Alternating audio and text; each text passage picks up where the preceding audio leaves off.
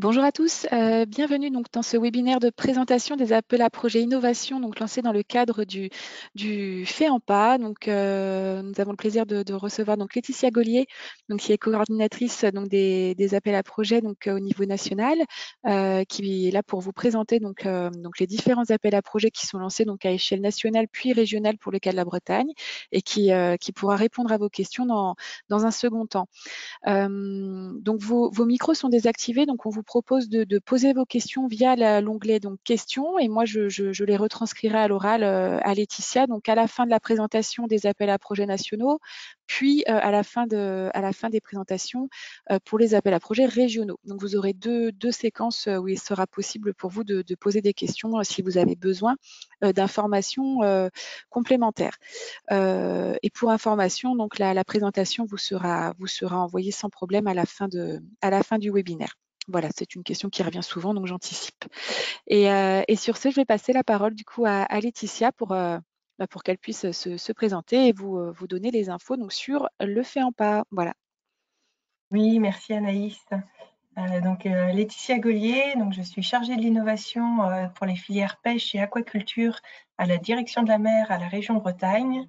Et donc je suis notamment en charge des mesures recherche et innovation du FEAMPA, donc du Fonds européen pour les affaires maritimes, la pêche et l'aquaculture.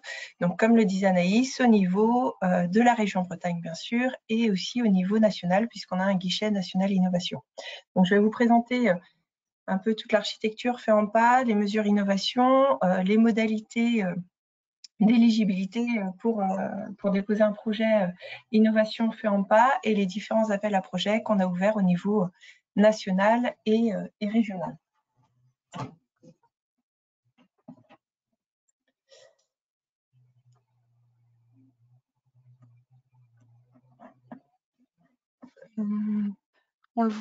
On voit mon écran, mais en mode diapo, c'est ça?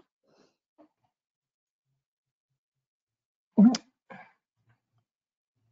Hop, si ça vous va, je propose de le laisser comme ça.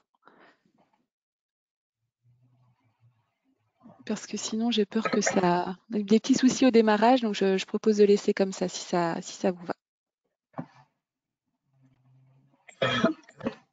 Pardon.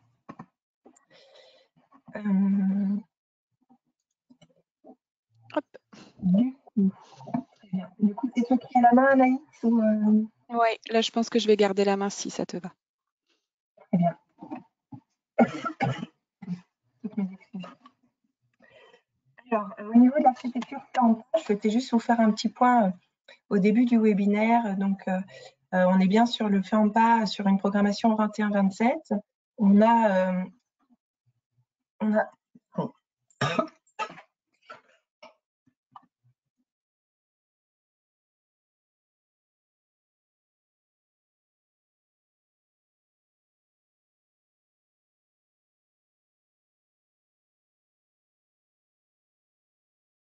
Laetitia, tu as dû couper ton micro.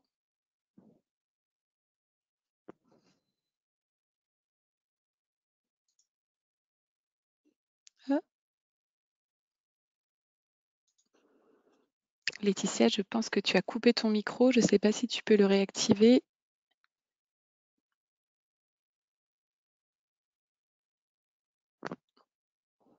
Ah, c'est bon.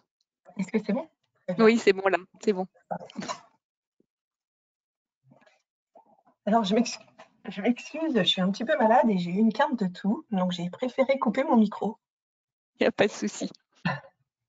Alors, du coup, sur l'architecture du FEAMPA, donc, on retrouve différentes mesures dans le FEAMPA et on retrouve donc les mesures recherche et innovation. Et je voulais vous remettre l'architecture pour que chacun comprenne bien pourquoi on fonctionne de cette façon-là et pourquoi on ouvre autant d'appels à projets. Donc, sur le FEAMPA, on a 4 priorités. Une première priorité qui est sur la pêche durable, où on retrouve des actions recherche et innovation. Donc, avec sur l'OS, objectif spécifique 1.1, renforcer les activités de pêche durable, et l'objectif spécifique 1.6, de contribuer à la protection et à la restauration des écosystèmes aquatiques en limitant l'impact de la pêche sur le milieu marin. Donc, je vous présente ça parce qu'en fait, sur chacune des OS, on bénéficie d'une enveloppe budgétaire spécifique, que ce soit au niveau régional, mais aussi au niveau national. Et donc, on va avoir un appel à projet sur chacun de ces objectifs spécifiques que je vous présente. Sur la priorité 2, donc encourager les activités aquacoles durables, ainsi que la transformation et la commercialisation des produits de la pêche et de l'aquaculture. Donc là aussi, on retrouve deux types d'actions recherche et innovation, avec l'objectif spécifique 2.1 de promotion des activités aquacoles durables et l'objectif spécifique 2.2 qui est sur la filière aval, donc pour développer des marchés compétitifs, transparents, stables pour les produits de la pêche et de l'aquaculture. On retrouve en priorité 3, qui n'est pas ce que je vais vous présenter aujourd'hui, mais qui est intéressant que vous l'ayez en tête, c'est-à-dire que là aussi, sur cette priorité, on peut financer des projets innovation. C'est dans le cadre du DLAL, donc du développement local mené par les acteurs locaux. Et donc, c'est géré par des GALPA et c'est au niveau d'un territoire. Donc là, on peut financer des projets d'innovation pêche et aquaculture à partir du moment où ce projet est d'intérêt collectif et ancré sur un territoire donné. Là où sur les priorités 1 et 2, on est en termes de périmètre d'action, soit au niveau régional, donc de la région Bretagne, soit au niveau national avec un projet d'ampleur nationale. Et donc, il y a une quatrième priorité qu'on ne va pas aborder aujourd'hui et qui est gérée en fait par les services de l'État, qui est de renforcer la gouvernance internationale des océans. Donc, moi, aujourd'hui, je vais vraiment me concentrer sur les 4 types d'actions recherche et innovation des priorités 1 et 2 et vous décrire les appels à projets qu'on lance à ce niveau-là.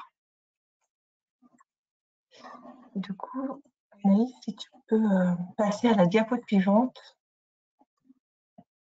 Voilà, donc la gouvernance des actions recherche et innovation pour le FEAMPA, c'est une nouveauté par rapport à la programmation précédente, donc par rapport au FEAMP, puisque ça a été délégué aux régions.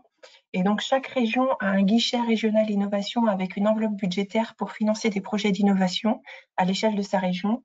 Et on a également donc une enveloppe budgétaire au niveau national avec un guichet national innovation et qui est du coup piloté, coordonné par la région Bretagne, avec des instances de gouvernance et de sélection des projets qui sont bien sûr au niveau national. Donc la région assure et son guichet régional et guichet national. Alors je vous ai fait la diapo pour que vous compreniez bien tous les appels à projets et que vous ne soyez pas trop perdus dans les différents appels à projets qu'on va ouvrir sur les mesures innovation du FEAMPA, puisque au niveau national, donc on retrouve les 4 OS que je vous ai présentés précédemment, avec des appels à projets qui ont été ouverts, donc qui sont ouverts depuis le 30 mai et qui clôturent le 30 septembre. Donc chacun sur une thématique donnée. Donc sur l'OS 1.1, bien entendu, c'est la pêche. Donc on a ouvert un appel à projet économie d'énergie à la pêche. Sur le 1.6, qui est en lien avec les écosystèmes, on a un appel à projet limitation de l'impact de la pêche sur le milieu marin. Donc je vais vous détailler dans les diapos suivantes chacun des appels à projet pour que vous sachiez si vous avez un projet dans tel ou tel domaine et quelles sont les modalités de chacun des appels à projet. Sur l'OS 2.1, donc la promotion des activités aquacoles durables, et le 2.2 avec la filière aval. Et donc, ça, c'est l'architecture au niveau du national. Et au niveau régional, on a mené les concertations donc, en juin, donc le mois dernier, et on va ouvrir du coup en différents tempos 2 appels à manifestation d'intérêt sur l'OS 1.1 qui est la pêche durable et sur le 2.2 qui est la filière aval. Les appels à manifestation d'intérêt sont à bien différencier par rapport aux appels à projets, puisqu'on n'est pas sur une sélection de projets. On est là pour identifier quels sont les projets en cours de réflexion, dans le but derrière de calibrer un appel à projet qui réponde bien aux besoins des professionnels. Donc sur le 1.1, on lance un AMI, donc pêche durable, en septembre pour une durée de 2 mois. Je vais vous présenter les thématiques tout à l'heure. Et donc c'est vrai que si vous avez un projet sur cette thématique, je vous encourage vivement à le déposer à l'AMI. Sur le 2.2, donc on ouvre également un AMI filière aval en septembre pour une durée de 2 mois. Sur le 1.6, donc qui est les écosystèmes, cette fois on ouvre un appel à projet, mais qui ouvrira en janvier-février 2024. On souhaitait avoir une temporalité différente par rapport au national. On est vraiment sur les mêmes thématiques d'appel à projet entre le national et le régional. Donc, sachant que le national, l'appel à projet se clôture le 30 septembre, au régional, on l'ouvre avec un petit décalage, donc en janvier, avec pour thématique un développement et déploiement d'équipements et de pratiques de pêche innovants et ou low-tech, et avec une volonté d'appuyer les projets en termes de déploiement, justement, pour s'assurer que les innovations soient bien diffusées auprès des professionnels et que les professionnels puissent bien les prendre en main assez rapidement. Et on ouvrira un appel à projet sur l'aquaculture en septembre. Je vous mets là en 2 phases, j'y reviendrai aussi un peu plus tard, mais l'idée c'est d'avoir un pré-projet, un dépôt de pré-projet avec une présélection et ensuite une deuxième phase où on dépose le dossier au complet. C'est vrai que les dossiers européens sont quand même assez lourds, donc quand il y a une grosse sélection qui est envisagée, on essaye d'alléger quand même les choses, quoi. En termes de En termes de budget, sur le guichet national, donc on a une enveloppe en bas de 14,15 millions d'euros, donc qui est répartie entre les différents OS, pas forcément de façon proportionnelle. En fait, à chaque fois qu'on met du feu en pas, on a également des contreparties nationales qui sont soit versées par l'État, soit versées par la région. Donc sur le guichet national, c'est versé par l'État, ça nous amène à une enveloppe quand même budgétaire de 20 millions d'euros pour financer les projets d'innovation. Et sur le guichet régional, on a une enveloppe avec la CPN région de 8,15 millions d'euros.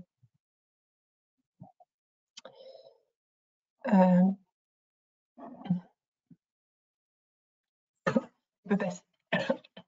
Sur les modalités d'éligibilité. C'est des modalités que vous allez retrouver et au national et au régional.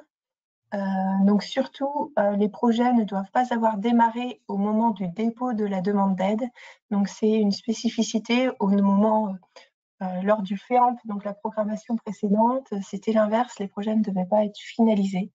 Sur le FEAMPA, la majorité des projets vont relever de la réglementation des aides d'État et donc on doit avoir un effet incitatif de l'aide et du coup, tout projet qui aurait démarré avant le dépôt de la demande d'aide serait soit inéligible, soit en tout cas toutes les dépenses du projet effectuées avant son dépôt sont inéligibles.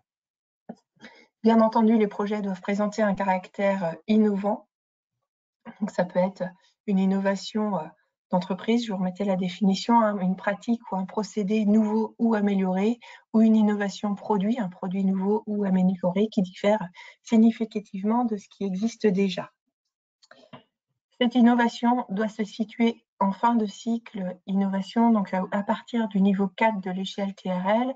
Donc le FEAMPA n'a pas vocation à financer des projets de recherche fondamentale. Il faut que le projet s'inscrive déjà au niveau recherche industrielle, développement expérimental. Avec une mise sur le marché, une utilisation donc dans les 3 ans après la fin du projet. L'idée, c'est vraiment de financer des projets qui répondent à un besoin au niveau des filières et que l'innovation qui va être développée va être rapidement mise sur le marché pour être utilisée par les acteurs professionnels. Cet enjeu, du coup, de cet enjeu découle aussi le point 4, une durée de réalisation inférieure ou égale à 3 ans. Puisqu'on est quand même sur une temporalité assez courte, l'idée est vraiment cette mise sur le marché rapidement. Les projets doivent également être collaboratifs, donc au-delà de l'intérêt collectif du projet qu'on aurait pu rajouter aussi en modalité, il faut aussi que le projet soit collaboratif avec à minima donc un organisme scientifique ou technique et un acteur professionnel ou une entité de représentation professionnelle. Donc en fonction des OS, sur la pêche forcément ce sera un acteur professionnel, donc une entreprise de pêche, un armement, sur l'aquaculture, une entreprise aquacole, sur la filière aval, ça va être une entreprise de mareyage ou une entreprise de transformation. et les actions d'amélioration de connaissances ne sont pas éligibles dans le cadre des actions recherche et innovation du FEAMPA, sauf si elles sont directement liées au projet d'innovation.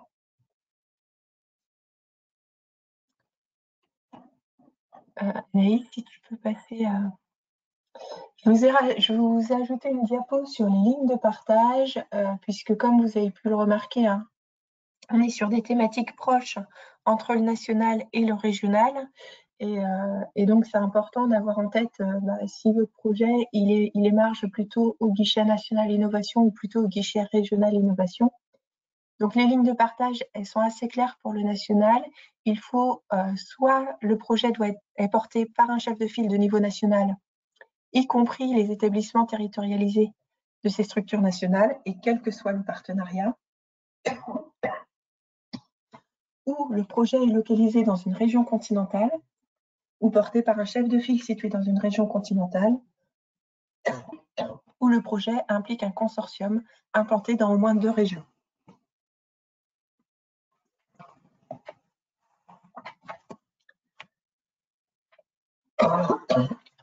Au niveau du guichet régional, je m'excuse pour l'atout, toutes mes excuses.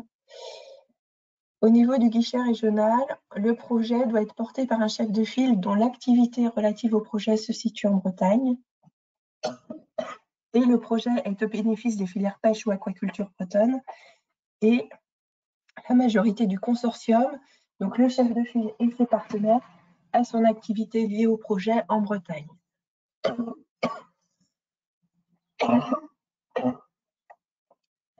Pardon. L'objectif ici, il est qu'en fait, vous pouvez avoir un partenaire qui se situe complètement en dehors de la Bretagne et pour autant déposer votre projet au guichet régional. Pardon, Est-ce qu'il y a peut-être une ou deux questions à ce stade pour que Laetitia puisse aller boire un petit verre d'eau? Vous n'hésitez pas à utiliser le petit onglet questions. Et je retranscris les questions après. Donc, s'il n'y a pas de questions, je vous propose, si ça te va, Laetitia, de passer au guichet national. Ah, il y en a une. Pardon. Alors, est-ce que le comité des pêches est considéré comme une PME dans le cadre des réponses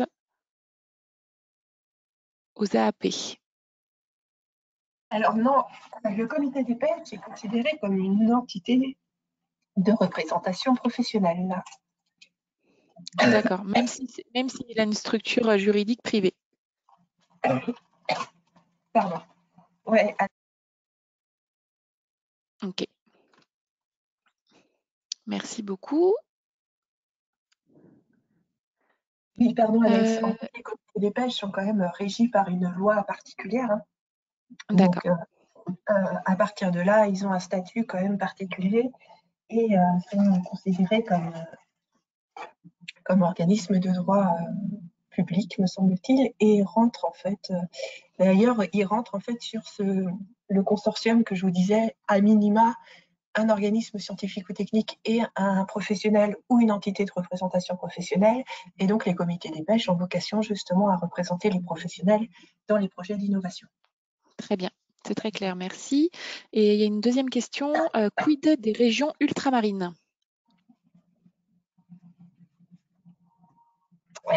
Alors, les projets sont autant ce sont des projets autant sur le territoire national que sur les régions ultrapériphériques. C'est pour les régions ultrapériphériques, du coup, on rentre en fait soit au niveau national avec ces lignes de partage, soit les régions ont un guichet également régional à leur niveau, mais là, du coup, chaque région gère son guichet un peu comme il l'entend. Et dans ces cas-là, il faut se rapprocher de la région dans laquelle le projet se situe. D'accord. Mais ils sont bien concernés par les projets, par les appels à projets du guichet national innovation, par contre. Très bien, merci beaucoup. Allez, une troisième question, après on continue. Quelle est la définition d'un organisme technique? Organisme scientifique, c'est assez clair, mais qu'est-ce qui est entendu sous organisme technique? Alors, de toute façon, dans les cahiers des charges des appels à projets, vous avez toute une liste des organismes qui sont reconnus de droit public. Donc après, ça dépend un petit peu des organismes, mais on va avoir, j'espère ne pas faire d'erreur, mais enfin, on a tout ce qui est centre technique, hein, je pense le SMEL ou le CEPRALMAR, ils ont des statuts de centre technique, par exemple. D'accord, Le SMIDAP pour les Pays de la Loire. Euh, voilà, on a plusieurs. très bien. Après, Merci. je mets des listes, du coup, dans les cahiers des charges des appels à projets. Vous retrouvez en annexe, en fait, de chaque cahier des charges, il y a c'est tout expliqué au niveau des organismes techniques et scientifiques, ce qu'on Oui, considère comme établissement public, comme centre technique, ou même comme organisme ayant des missions d'intérêt général. oui, Donc, ils sont effectivement tous dans listés dans un tableau, donc il faut se référer au cahier des charges c'est pour ça. savoir. Après, on a les instituts techniques aussi, le CISAF, l'ITAVI, le CEVA, qui sont les instituts techniques aussi, qui peuvent, qui sont généralement aussi souvent partenaires des projets d'innovation. Très bien. Merci beaucoup. Est-ce que ça va pour continuer? Oui, C'est bon? je suis désolée. Allez. Pardon, c'est pour toi. Voilà. Allez, c'est parti pour le guichet national et j'en ai sauté un. Une petite seconde, je reviens en arrière. Voilà, c'est bon. Ok. Du coup, j'ai présenté de manière très générale les différentes modalités d'éligibilité. Et là, je me disais que ça pouvait être intéressant de revenir sur chacun des appels à projets qui sont ouverts au niveau du national, dans les grandes lignes, bien entendu. Du coup, sur le 1.1, donc on était sur l'appel à projet économie d'énergie à bord des navires de pêche. Donc là, l'objet de cet appel à projet, c'est vraiment de financer tout type de projet qui souhaiteraient développer des équipements, des pratiques, des procédés innovants, avec pour objectif de réaliser des économies d'énergie. Donc on est vraiment sur l'objectif de réduire les coûts du carburant. C'est un appel à projet qui vient en parallèle. En fait, on a lancé un AMI décarbonation aussi des navires de pêche, sauf qu'on sait très bien que la décarbonation n'est pas sur du court terme, hein. Il faut commencer à travailler dessus, mais on est plus sur du moyen long terme. Et donc là, l'idée, c'était d'avoir un appel à projet un peu complémentaire pour aller sur des projets à plus court terme, permettant aux armements de pêche de réaliser des économies d'énergie. Donc, sur chacun des appels à projets, vous aurez des modalités de plancher et de plafond d'aide publique par projet.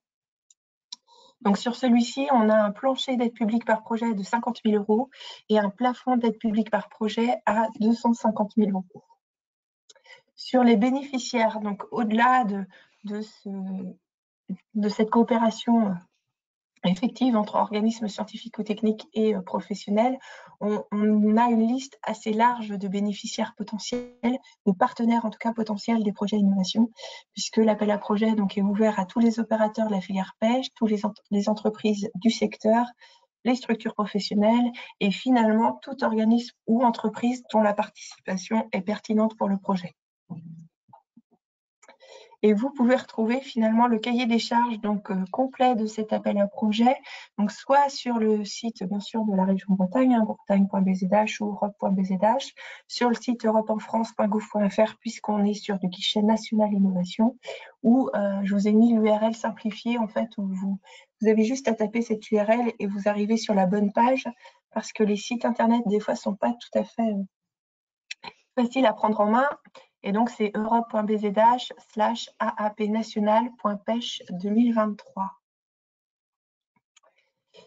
Voilà pour cet appel à projet.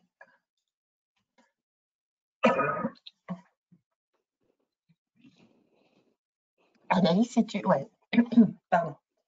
Sur le 1.6, donc limitation de l'impact des activités de pêche sur le milieu marin.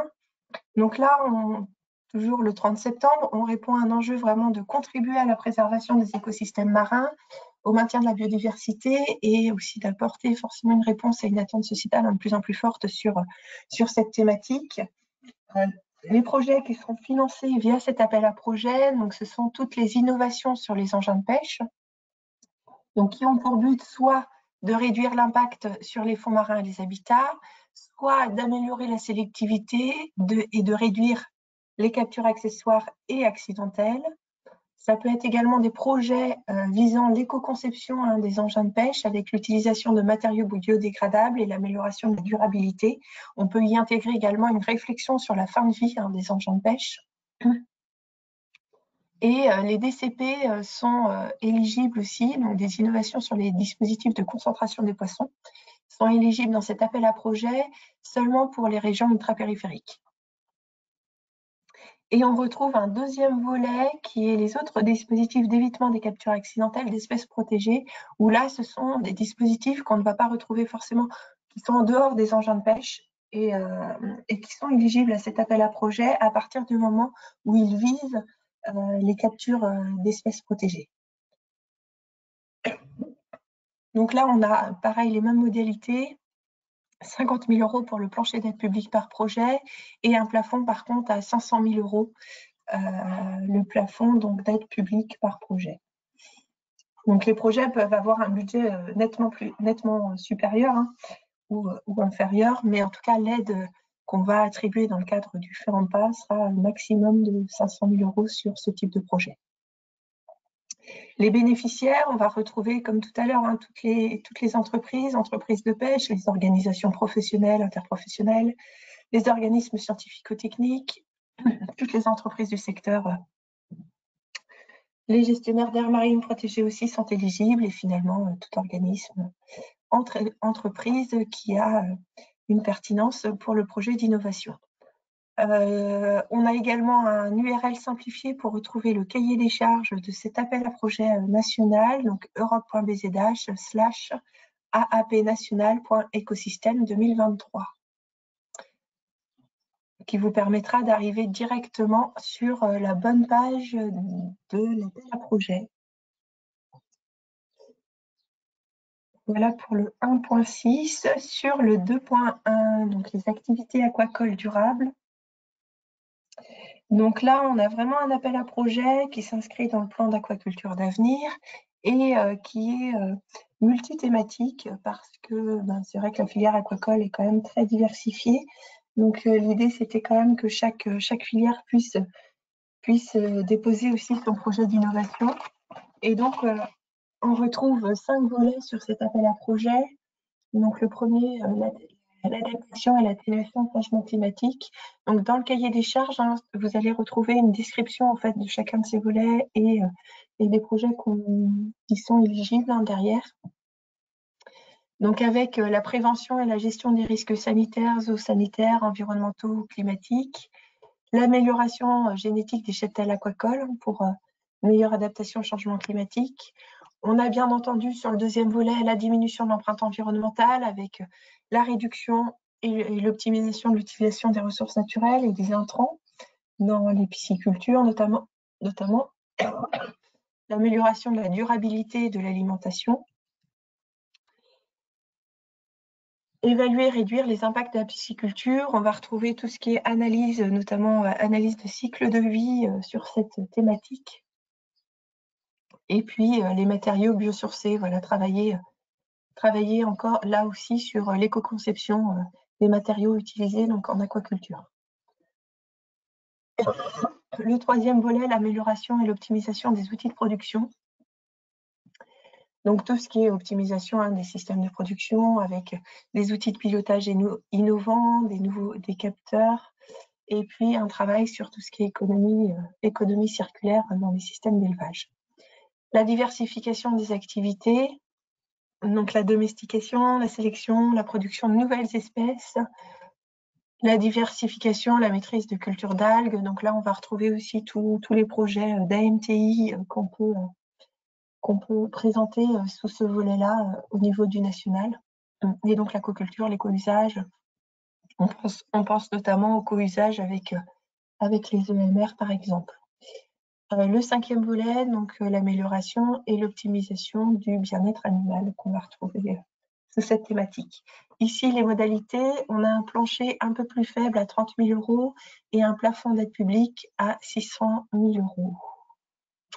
Les bénéficiaires, forcément, ce seront davantage les entreprises aquacoles et puis toutes les structures professionnelles, organismes scientifiques et techniques. Là, vous retrouvez le cahier des charges de cet appel à projet, donc sur l'URL europe.bzh/aapnational.aquaculture 2023. Voilà pour le 2.1.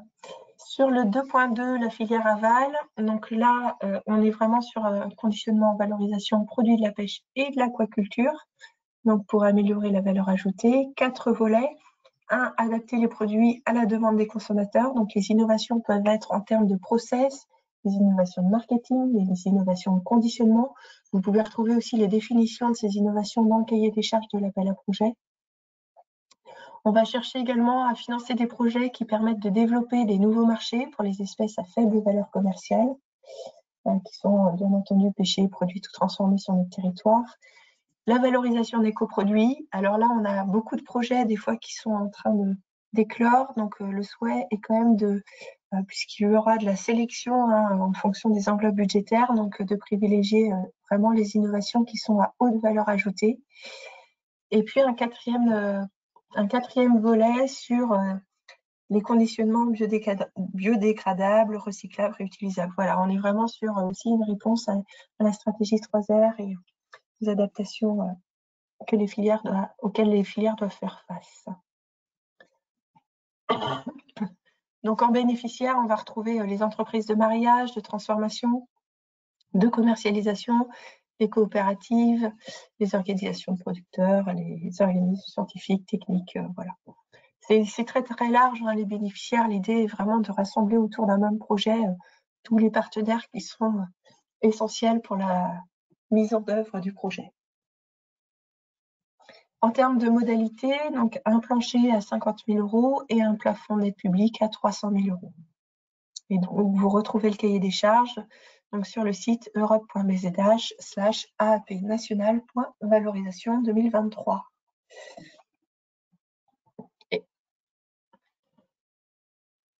Les appels à manifestation d'intérêt, je vous ai mis une slide là-dessus. Alors, ils sont clôturés depuis le 15 juin. Ils étaient ouverts en fait au 15 février sur 2 thématiques. La décarbonation des navires de pêche et aquacoles et la gestion des espèces invasives et ou prédatrices, donc tout ce qui est prédation problématique pour les activités de pêche et ou d'aquaculture. Je vous les ai mis parce qu'on a eu des projets déposés sur ces AMI. Et donc, on va avoir des réunions de concertation à la rentrée, donc en septembre, et donc pour discuter justement sur les projets déposés et envisager en fait l'ouverture d'appels à projets sur ces thématiques. Donc, une ouverture pour la fin de l'année 2023 ou début d'année 2024. Donc, si vous avez des projets que vous n'avez pas eu l'occasion de déposer à ces 2 AMI, sachez quand même que les appels à projets qui seront ouverts sur ces thématiques resteront ouverts pour ces projets-là, donc vous pourrez toujours les déposer. L'idée était vraiment justement, on va se baser sur les projets qui ont été déposés pour définir ces appels à projets. Donc voilà, deux autres appels à projets, en tout cas à minima un sur la prédation en fin d'année et un sur la décarbonation à envisager également. Voilà pour le national. Alors, merci beaucoup Laetitia. J'ai eu une question entre-temps. Est-ce que les montants d'aide incluent donc la CPN, la contrepartie nationale? Oui, tout à fait. En fait, D'accord. je vous ai mis le budget. On a une enveloppe globale de FEMPA et de contrepartie nationale, mais pour les porteurs, ça n'a pas vraiment d'impact en fait. Quand on parle d'un montant d'aide publique maximum, c'est fait en pas plus contrepartie nationale en fait. En général, le fait en pas sur, mettons, on accorde une subvention de 100 000 euros, le fait en pas va mettre 70 000 et la contrepartie, c'est 30 000. On est souvent sur une proportion de 70% à 30%, mais en fait, c'est transparent ça n'a pas d'impact pour les porteurs, quoi. Ça fait partie de la même enveloppe. Très bien, merci beaucoup. Pour l'instant, je n'ai pas d'autres questions. Je laisse encore une petite minute.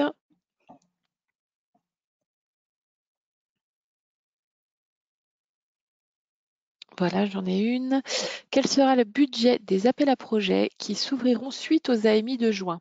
Est-ce que ça a été décidé ou est-ce que ça dépendra de la concertation de septembre?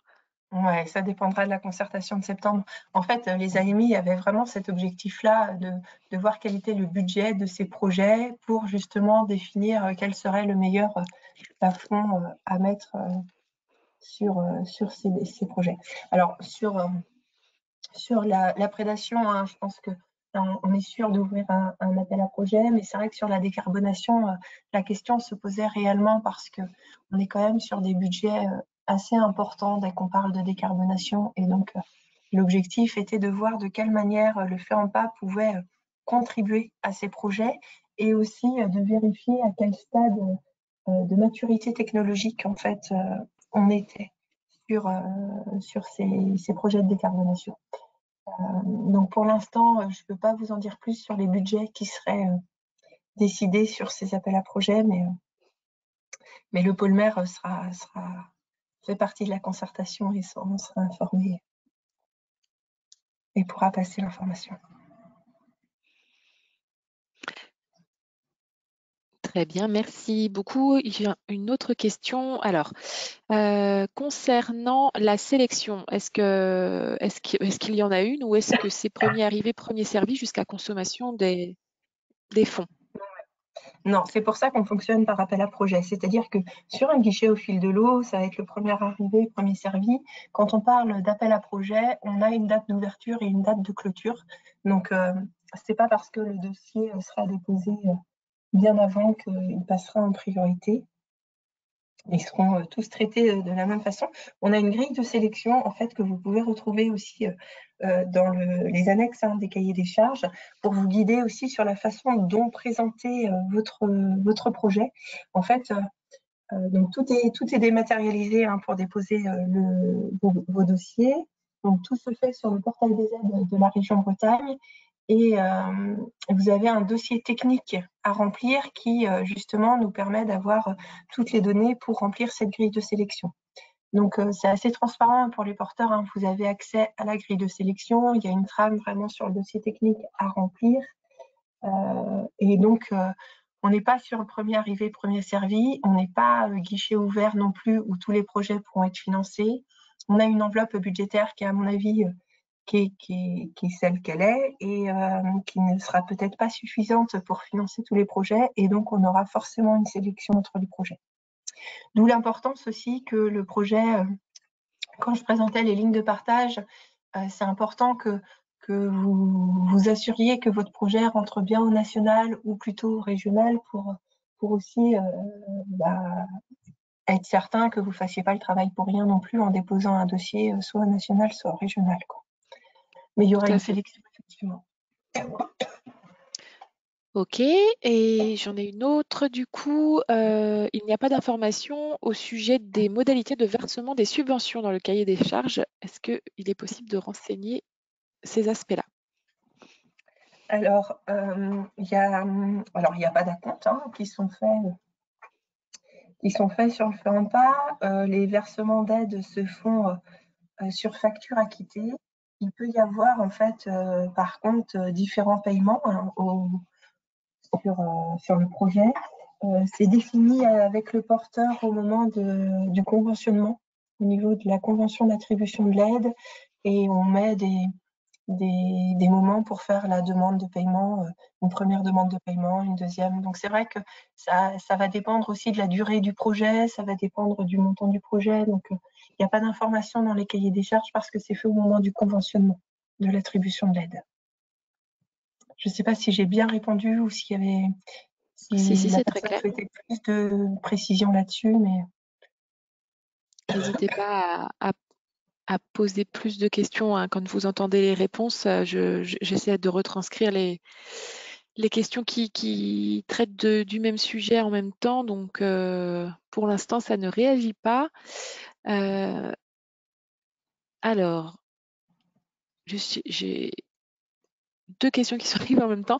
Concernant l'OS 2.1, est-ce qu'il y aura une seconde ouverture d'AAP? oui. Oui, il y aura au niveau national, il y aura un appel à projet qui ouvrira, à mon avis, au printemps 2024. Néanmoins, est-ce que ce sera sur les mêmes termes? Ça, je ne peux pas le garantir. C'est-à-dire qu'on fait des concertations avec le partenariat national, donc avant d'ouvrir les appels à projets, et c'est dans ce cadre-là qu'on décide des thématiques des appels à projets.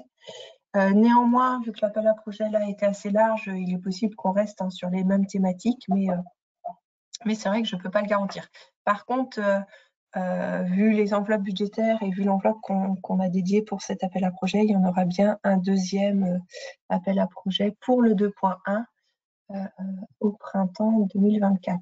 Ce qui ne sera pas forcément le cas pour le 2.2, par exemple.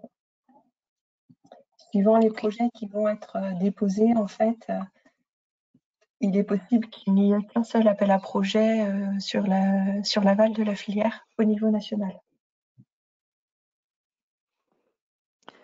Ok, après il y a une question sur le lien entre les AAP et les AMI. Est-ce que, en gros, il y a une priorité sur les projets qui ont été déposés à l'AMI ou pas? Ou est-ce qu'il y aura vraiment un budget qui sera non réservé aux projets qui auront transité par l'AMI avant d'être déposés à l'AAP? Alors, on fera ni l'un ni l'autre. On ne réservera pas de budget pour les projets déposés à l'AMI ou de budget pour les projets non déposés. Néanmoins, on va se baser sur les projets déposés pour rédiger le cahier des charges. D'accord. Et donc, quand je vais vous présenter là, le régional, on va être sur la même logique, c'est-à-dire que ce sera même un peu plus fort sur le régional, mais si ceux qui ont déposé un projet aux AMI ont plus de chances de voir leur thématique retenue à l'appel à projet, ce qui ne sera pas le cas pour ceux qui n'ont pas déposé de projet. Donc forcément, ceux qui ont déposé un projet à l'AMI, il rentrera mieux dans le cadre du futur appel à projet, mais ils ne seront pas forcément favorisés ou ils n'auront pas des points supplémentaires au moment de la sélection parce qu'ils ont déposé un dossier. D'accord. Très bien. Est-ce qu'on continue? Est-ce qu'on prendra d'autres questions après si on veut dérouler la suite du contenu? Ouais. C'est bon? Allez, on passe au guichet régional. Hop, et je te Vraiment laisse. navrée pour l'écrit de tout. Je comprends que ce soit désagréable. Toutes mes excuses. Oh non, non, merci à toi. C'est pour toi qu'on est désolé. Du coup, le guichet régional, je pense que ça passe. Le guichet régional, donc, on a toujours nos 4 OS. Donc, le 1.1. Alors, par rapport à la question qui a été posée tout à l'heure sur est-ce qu'il y aura un deuxième appel à projet sur le 2.1 au national, potentiellement sur le régional, il n'y aura qu'une série d'appels à projets sur toute la programmation FEAMPA, donc 21-27. D'où l'importance de bien définir les cahiers des charges des appels à projets pour répondre aux besoins des professionnels et aussi aux projets qui sont en cours de réflexion. Et donc là, sur le 1.1, on ne se lance pas directement sur un appel à projet, on se lance vraiment sur un appel à manifestation d'intérêt pour mieux maîtriser l'appel à projet qu'on va financer derrière. On est quand même sur des enveloppes très restreintes, donc l'objectif, c'est d'aller financer le projet qui aura le plus d'impact aussi et le plus de retombées pour la filière pêche. Et du coup, sur cette AMI, on l'ouvre sur 6 grandes thématiques, on va dire, que vous avez à l'écran. Donc, tout ce qui est innovation en faveur de la diminution de l'empreinte environnementale des activités de pêche. Donc, on va retrouver les économies d'énergie à bord qu'on avait sur l'appel à projet national. Donc, si vous avez un projet sur cette thématique-là, je vous encourage quand même à le déposer plutôt au national. L'éco-conception des navires et des équipements. La thématique scénario et expérimentation pour une gestion innovante des espèces impactées ou favorisées par le changement climatique. Tous les projets qui ont attrait à l'analyse du cycle de vie et aux indicateurs de durabilité des produits pêchés. Les innovations d'équipement ou de mode de production ou d'organisation qui favorisent la montée en gamme et la valorisation des produits et des coproduits. Et puis une thématique forte sur la sécurité et les conditions de travail et les innovations pour améliorer l'ergonomie et les conditions de travail des pêcheurs. En sachant qu'il faut que ce soit vraiment des projets d'intérêt collectif, collaboratif, oui, et aussi d'intérêt collectif. Donc là, l'idée, c'est vraiment, si vous avez un projet en cours de réflexion sur l'une de ces thématiques, mais un projet qui n'est pas finalisé, vous pouvez le déposer à l'AMI.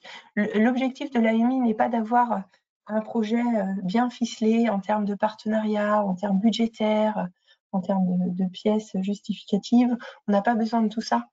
C'est très light en fait, c'est vraiment un dossier, une description technique des projets que vous avez, qui sont en cours de réflexion, avec, on va dire, une estimation du budget, un budget prévisionnel du projet, pour vraiment nous donner voilà, des indications sur quel type d'appel à projet vous souhaiteriez en fait avoir sur cet OS.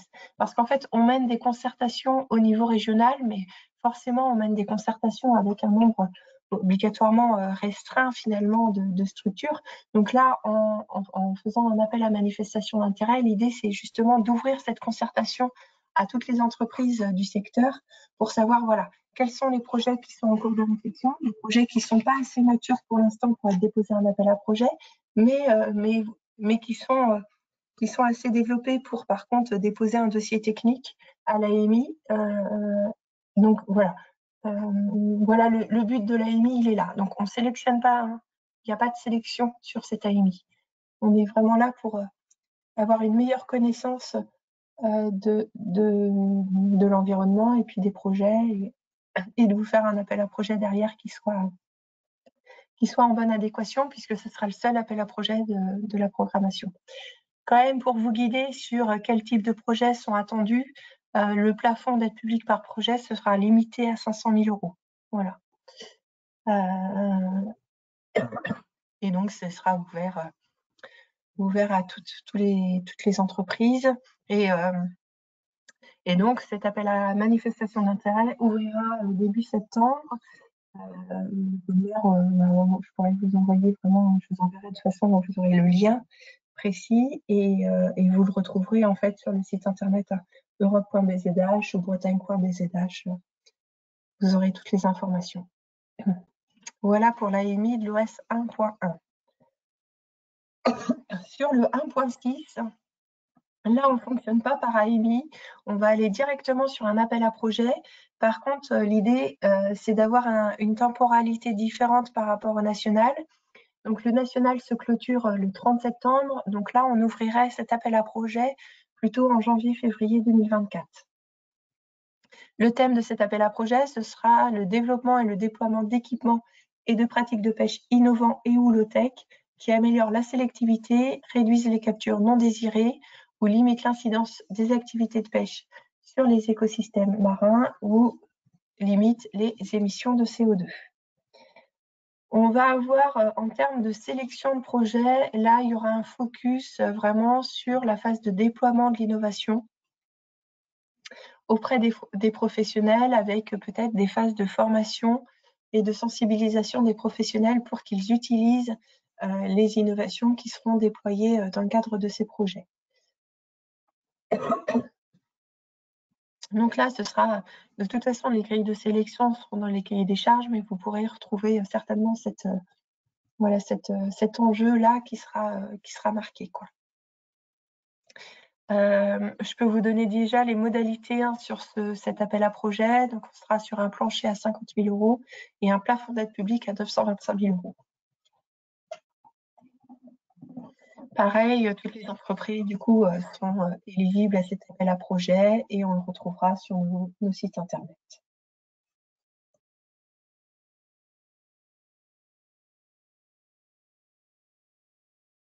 Alors, sur le 2.1, là, on a vu dans les concertations qu'on avait déjà beaucoup de projets qui étaient déjà matures, prêts à être déposés. Donc là, l'objectif, c'est d'aller directement sur un appel à projet avec une ouverture en septembre 2023. On s'aperçoit que, vu le nombre de projets en cours de réflexion, en cours de maturation, il y aura une grosse sélection potentielle des projets. Donc là, il a été décidé d'ouvrir par contre l'appel à projet en 2 phases, avec une première phase très allégée, avec un dossier technique quand même et financier, et des annexes financières, mais vous n'allez pas retrouver tout le dossier administratif qu'on peut avoir l'habitude de déposer dans le cadre des fonds européens.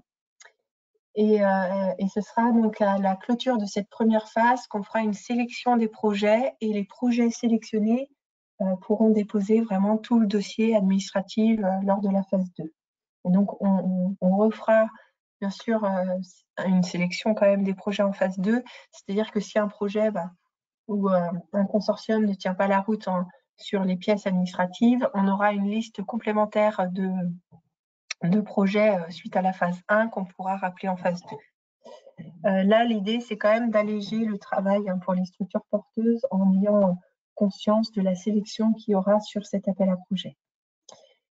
En termes de thématiques, on est assez large et finalement, ça combine un peu les thématiques qu'on retrouve dans l'appel à projet du national avec l'adaptation au changement climatique, un focus vraiment sur tout ce qui est tous les projets liés à la maîtrise de la reproduction, la sélection génomique, la résilience des productions. Un volet diversification des productions aquacoles, AMTI, polyculture, écoculture, la réduction de l'empreinte environnementale et le bien-être et la santé animale. Là, le plancher d'aide publique est de 50 000, le plafond d'aide publique est à définir, c'est-à-dire que pour l'instant, il est à l'arbitrage de la région Bretagne. Il sera très certainement à 1 million d'euros de plafond.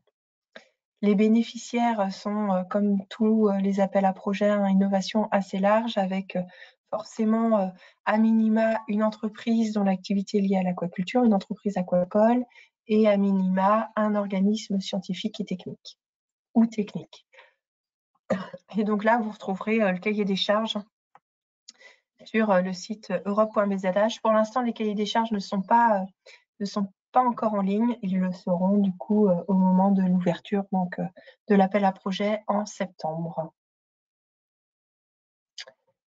Et enfin, donc dernière OS filière aval. Là, comme pour le 1.1, comme pour la pêche durable, les concertations n'ont pas permis de vraiment faire émerger des thématiques prioritaires, et donc on s'est fixé d'abord sur un AMI pour finalement élargir justement la concertation à l'ensemble de l'écosystème breton, avec cette volonté d'avoir des projets innovants qui nous permettent de renforcer les innovations, donc en termes de process, innovation produit ou innovation marketing, donc au profit de la filière aval. Donc, ce qu'on entend notamment par innovation marketing, c'est le développement de nouveaux marchés, tout ce qui touche à la qualité, à la valeur ajoutée, ou à la traçabilité des produits. On peut travailler également sur les emballages biosourcés, biodégradables, recyclables, le développement de circuits courts, la certification de valeur environnementale pour la restauration collective, ou tout ce qui est projet d'éco-scoring. Même si c'est donc l'AMI, c'est le même objectif, c'est-à-dire que si vous avez vraiment un projet en cours de réflexion sur l'une de ces thématiques, je vous encourage quand même vivement à le déposer à l'AMI. Il n'a pas besoin d'être complètement finalisé, et ça va nous permettre de définir les contours de l'appel à projet qui ouvrirait en janvier-février 2024. Ce sera le seul appel à projet qu'on ouvrira au niveau du FEAMPA Innovation. Donc, si vous avez un projet, autant qu'il se retrouve, autant que vous puissiez le financer via le FEAMPA. En termes de modalité, on est sur un plafond d'aide publique à 500 000 euros. Et donc, pareil, on aura à minima une entreprise de la filière et un organisme scientifique et technique. Et puis après, en termes de partenariat, ce sera ouvert à toute entreprise pertinente pour le projet d'innovation. Voilà pour le 2.2. Et voilà pour les appels à projets du guichet régional. Je vous ai mis ce tableau-là. C'est un tableau que vous allez retrouver dans le cahier des charges des appels à projets du niveau national. Pour me permettre de vous l'expliquer, tant qu'à faire pendant ce webinaire, vous retrouvez en fait deux cases. Si l'opération relève de l'article 42 du traité de fonctionnement sur l'Union européenne ou ne relève pas de l'article 42, c'est parce qu'on est encore en discussion avec l'Union européenne. L'article 42, il a attrait en fait à toutes les activités de production, de transformation et de commercialisation des produits de la pêche et de l'aquaculture, et il permet qu'une opération qui relève donc de ces opérations de production, transformation, commercialisation, en fait, ne sont pas soumis à la réglementation des aides d'État, et ça permet d'avoir un taux d'intensité d'aide beaucoup plus élevé. Sur la programmation précédente, sur le FEAMP, en fait, on avait beaucoup d'opérations de projets d'innovation qui étaient financés à 80% pour l'ensemble des partenaires des projets. Aujourd'hui, cette définition est remise en cause et on considère qu'un projet d'innovation n'est pas un projet lié à la production, la transformation et la commercialisation des produits de la pêche et de l'aquaculture, mais qui est bien un projet de recherche et d'innovation. Et donc, finalement, dans cette logique-là, la DG AMPA estime que les projets d'innovation ne relèvent pas de l'article 42, et donc on se retrouve dans le bas du tableau où on va en fait appliquer des taux d'intensité d'aide différentes en fonction de la nature juridique des partenaires. Donc finalement, pour les entreprises de la filière et les organismes de droit public, on arrive quand même à des taux de 80 ou de 75%. Donc tous les organismes de droit public, les organismes de recherche, bénéficiaires collectifs, on est à 80%. Tout ce qui est organisation de producteurs, association d'organisations de producteurs, on est à 75%. Toutes les entreprises, donc les ornements de pêche, les entreprises aquacoles, les entreprises de mariage, on est à 75%. Et donc les entreprises hors secteur, on va avoir un taux d'intensité d'aide qui va être en fonction de la diffusion des résultats, qui est de toute façon un critère de sélection des projets, mais également en fonction du degré de maturité technologique en fait des projets. Et donc, si on est en développement expérimental ou en recherche industrielle, on va avoir un taux différent. Et si on est une PME, une petite entreprise, une moyenne entreprise ou une grande entreprise, c'est pareil, on va avoir un taux qui va être différencié. Donc, en fait, le taux minimal, c'est 40%, c'est pour les grandes entreprises quand on est sur des projets de développement expérimental, mais on peut quand même monter jusqu'à 75% sur des PME dans des projets de recherche industrielle. Après, si vous avez des questions sur ces taux d'intensité d'aide au moment de déposer votre dossier, il n'y a pas de souci, vous pouvez, bien entendu, je reste à disposition pour vous éclairer sur ce sujet. Voilà pour ce tableau, et je vous ai remis donc les critères de sélection des projets que vous allez retrouver avec toute une grille de sélection dans les cahiers des charges, mais en tout cas, on va évaluer la qualité du partenariat, la cohérence du projet, savoir si vraiment tous les aspects du projet sont bien traités, s'il y a bien les moyens humains, matériels qui sont mis en œuvre. On va regarder si l'innovation proposée est pertinente au regard des besoins, notamment de la profession. On va regarder quelles sont les retombées prévisionnelles du projet et notamment la diffusion auprès des professionnels, la diffusion des résultats du projet auprès des professionnels et les retombées donc prévisionnelles du projet sur les piliers du développement durable, avec une note éliminatoire donc de 40 sur 100 sur ces critères de sélection. Voilà. Je vous ai mis mes coordonnées, comme ça si vous avez des questions après, je reste bien sûr à votre disposition pour répondre à toutes vos questions. Merci beaucoup, Laetitia. J'ai encore une ou deux questions qui ont été posées. Donc sur l'OS 2.1, est-ce que les projets sont éligibles s'ils ont démarré après le dépôt à la phase 1 de l'AAP? Non, alors non, l'important c'est vraiment qu'il n'ait pas démarré avant le dépôt. Ils peuvent démarrer après le dépôt et même avant d'être sélectionnés. Par contre, c'est au risque au risque du porteur de ne pas être sélectionné, quoi.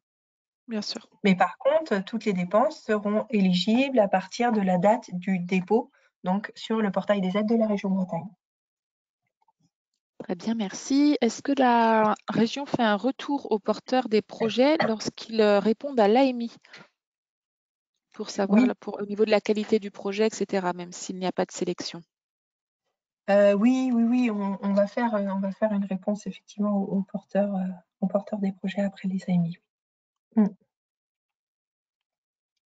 Très bien. Ce sera pas une sélection, ce sera pas comme une grille de sélection ni rien, mais voilà, on pourra traiter. Pareil, si on voit qu'il y a 2 projets similaires qui sont déposés à un AMI, on va quand même conseiller aux porteurs de se rapprocher, peut-être, en tout cas de voir s'il peut y avoir des rapprochements possibles entre les projets. Donc voilà, mais on fera des retours, bien entendu. Très bien, parfait. Pour l'instant, j'ai pas d'autres questions. N'hésitez pas, on se laisse encore 2 petites minutes. On a un petit peu dépassé le temps imparti, mais Je suis navrée. oh non, non, il y a pas de souci, beaucoup de questions. Hop. Pour l'instant, c'est bon. Oh, j'en avais sauté une, je l'avais sautée, on me l'a remise. Pour établir les budgets des projets, est-ce que les devis ont une date de validité? Alors, c'est une bonne question. C'est une bonne question. Je n'ai pas fixé dans les cahiers des charges de date de validité de devis. Enfin, en tout cas, il faut que le devis soit valide au moment où il est déposé, hein, forcément. Souvent, il y a une date de validité dans le devis qui est mise par le prestataire, par l'entreprise. Donc, Donc c'est celle-là qui fait foi. ouais, c'est ça. Oui, parce qu'on est vraiment sur un devis, hein, on n'est pas sur une facture, donc Donc ça suppose des devis qui sont très ils sont récents, quoi. actualisés. Ouais. Ouais. OK, merci beaucoup. Allez, peut-être une dernière question.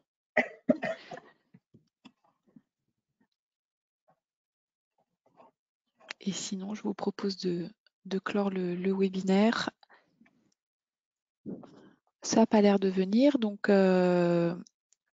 ne me reste qu'à dire un grand merci pour toutes ces infos, pour voilà, les détails sur les modalités, sur voilà, les attendus, on va dire, des différents AAP, la différence entre les AAP, les AMI, etc. Je pense que voilà, ça a donné beaucoup d'éclaircissements. Vous n'hésitez pas donc à nous contacter au pôle maire, hein. Je vous enverrai voilà, les contacts de nos animateurs donc du domaine d'action stratégique ressources biologiques marines, hein, pour que vous puissiez prendre contact avec eux si jamais vous avez des projets. Et puis donc sur la présentation, vous avez également les coordonnées de Laetitia.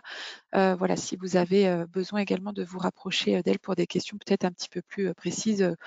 Voilà, donc vous n'hésitez pas. Et puis bon, évidemment, le plus tôt on a connaissance des projets, le mieux on peut vous accompagner. Donc n'hésitez pas à vous manifester rapidement. Et encore un grand merci Laetitia pour toutes ces informations. Merci à vous. Et bon rétablissement. Oui, ouais, je suis vraiment désolée. En tout Non, cas, vraiment pas. Allez, merci à merci tous beaucoup. et bon après-midi. Au revoir. Au revoir.